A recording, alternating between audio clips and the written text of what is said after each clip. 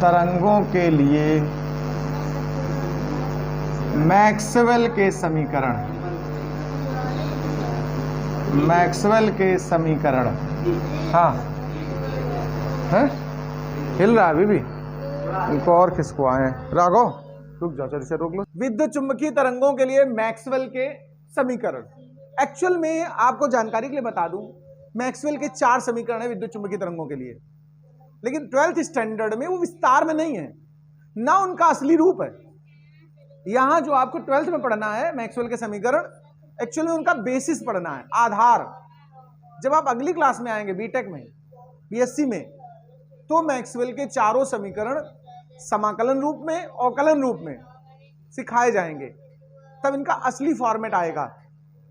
अभी पूरा असली रूप नहीं लिख सकता हूं, क्योंकि गणित की कुछ चीजें उसमें प्रयोग होंगी जो तुम्हें सिखाई नहीं गई, वेक्टर्स की, ग्रेडियंट, कर्ल, डाइवर्जेंस, इन चीजों का प्रयोग होगा। अभी जो तुम्हें पढ़ना वास्तव में, तो यहां ब्रैकेट में लिख दो आधार, केवल आधार लिखा जा रहा है। मतलब आधार माने क्या होता है? बेसिस। किस बेस पर मैक्सवेल के समीकरण आधारित हैं चारों? वास्तविकता में इंटर में केवल बेसिस सिखाई जा रही, माने परिचय। तो देखिए मैक्सवेल के 4 समीकरण हैं। जो मैक्सवेल का पहला समीकरण है वो गॉस की प्रमेय को बताता है। किसको बताता है? यानी मैक्सवेल ने 4 चीजों में सुधार किए हैं, कुछ परिवर्तन किए हैं। गॉस की प्रमेय में वैद्युत क्षेत्र वाली, उसमें कुछ चेंजेस लाए, वो मैक्सवेल का पहला समीकरण होगा। फिर गॉस की प्रमेय चुंबकीय क्षेत्र में, उसमें कुछ उन्होंने परिवर्तन किया, वो दूसरा समीकरण होगा। फिर फैराडे का प्रथम नियम विद्युत चुंबकीय प्रेरण वाला, उसमें सुधार किया है, तीसरा समीकरण हुआ। और अंत में एम्पियर के परिपथ नियम में जो अभी सुधार सिखाया कि नहीं? बस ये चौथा ही आपको सिखाया मैंने, यही तुम्हारे कोर्स में था। बाद बाकी 3 का सुधार आपके सिलेबस में नहीं है। तो 4 जगह उन्होंने 4 पुराने कॉन्सेप्ट को रिफॉर्म किया, मॉडिफाई किया, वो चारों कहलाते मैक्सवेल के समीकरण। ऐसे मैक्सवेल ने ऊष्मा में भी 4 समीकरण दिए हैं, वहां भी मैक्सवेल के 4 समीकरण हैं। परीक्षा में आगे अगली क्लासेस में ये दोनों ही आपके कोर्स में। तो जब मैक्सवेल के समीकरण आते हैं, तो अगर विद्युत चुंबकीय तरंगों के लिए आए तो ये, और ऊष्मा के लिए आए तो वो दूसरे हैं। वो कौन से, उनके नाम मैं बता देना चाहता हूं केवल आपको जानकारी के लिए। मैक्सवेल ने 2 जगह सुधार किए हैं, ऊष्मा में भी और विद्युत क्षेत्र में भी, चुंबकीय क्षेत्र में भी। वहां भी 4 चीजों में सुधार किए हैं और नए समीकरण बनाए हैं। जैसे आंतरिक ऊर्जा, सुना होगा आपने, हीट में हमने पढ़ाया था, इंटरनल एनर्जी।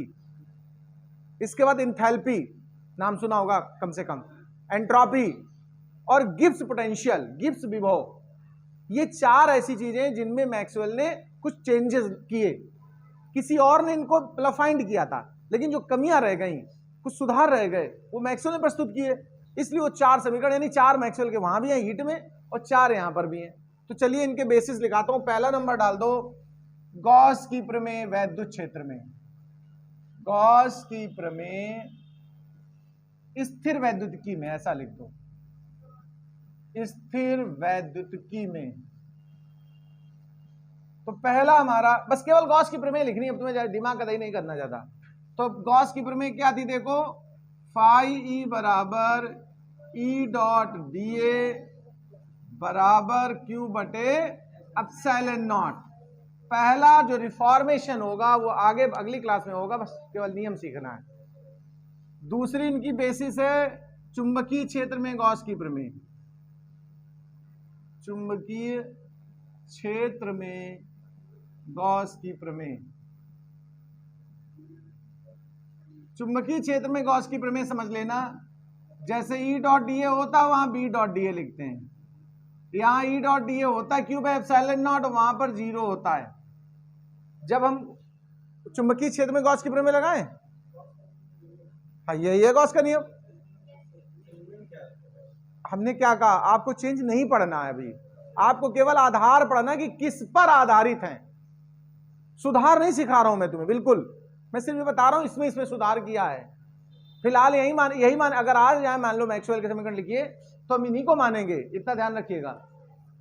अब दूसरा ये, जैसे बी डॉट डी ए, चूंकि देखो आवेश तो धन और ऋण अलग अलग उपस्थित हो सकते हैं, लेकिन क्या ध्रुव कभी चुंबक के अलग अलग हो सकते हैं? उत्तरी ध्रुव अलग और दक्षिणी ध्रुव अलग, बताओ।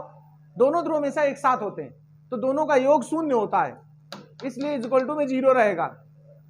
तीसरा समीकरण, चलो ये दो नोट कर लो, फिर हम तीसरा लिखाते हैं आपको। तीसरा लिख लीजिए। तीसरा, इसका मैक्सवेल का बेसिस क्या होता है, मैं उस पर बात करता हूं। मैक्सवेल का थर्ड जो बेसिस है उसको भी सीख लें, फैराडे का प्रथम नियम। फैराडे का प्रथम नियम, विद्युत चुंबकीय प्रेरण का जो फैराडे का प्रथम नियम है वो तीसरा बेसिस है। फैराडे ने कहा था कि प्रेरित विद्युत बल का मान -n और d फाई बाई dt होता है, b यहां चुंबकीय क्षेत्र होता है, तो ये हमारा तीसरा बेसिस होगा मैक्सवेल का। चौथा बेसिस और जान लें, एम्पियर का परिपथ नियम। एम्पियर का परिपथ नियम ये आपको सिखा चुका हूं मैं, इसमें सॉल्यूशन भी सिखा दिया है, इसलिए इसको हम पूर्ण रूप से लिख दे रहे हैं। B dot dl is equal to mu not in bracket IC plus epsilon not d phi E upon dt। ये नोट कर लीजिए चार को चारों मैक्सवेल के समीकरण।